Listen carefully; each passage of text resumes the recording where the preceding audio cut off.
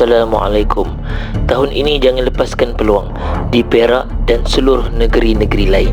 Satu peluang terbuka untuk semua. Terbuka untuk dewasa, terbuka untuk kanak-kanak. Tanpa mengira usia, tanpa mengira latar belakang. Mari kita menjaga warisan kita. Kita membentuk disiplin dan membentuk jati diri. Biar jiwa pendekar dalam diri itu bangun dan bangkit kembali. Bina tubuh badan, asah minda anda. Sertai kami. Jom bersilat bersama. Gerak sendi naga. Sertai sekarang, jangan tunggu esok. Tahun ini kita bangkit sebagai pendekar.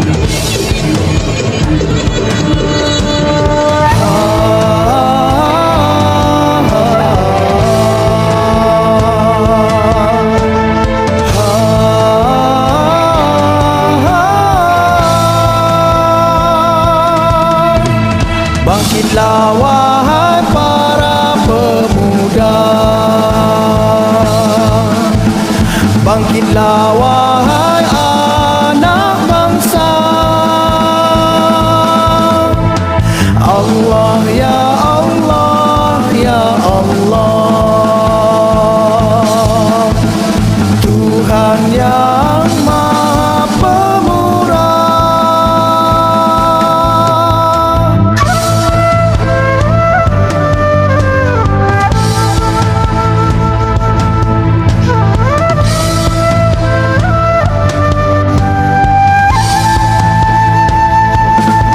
Perjuangan gerak sendi naga, pertunjangkan akidah yang satu, bergerak dalam senyap, langkah atur langkah.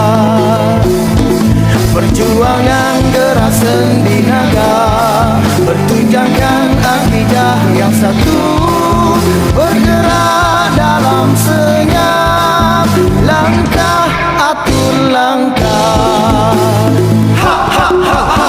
Ayolah bangsaku, berjuang dengan rela. Biar ku kecundang, mati di medan syahid, demi menegakkan syiar Islam.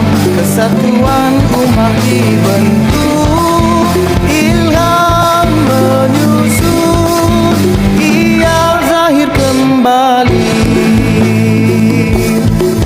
Ayolah bangsaku, berjuang dengan rela. Biar ku kecundang, mati di medan syahid.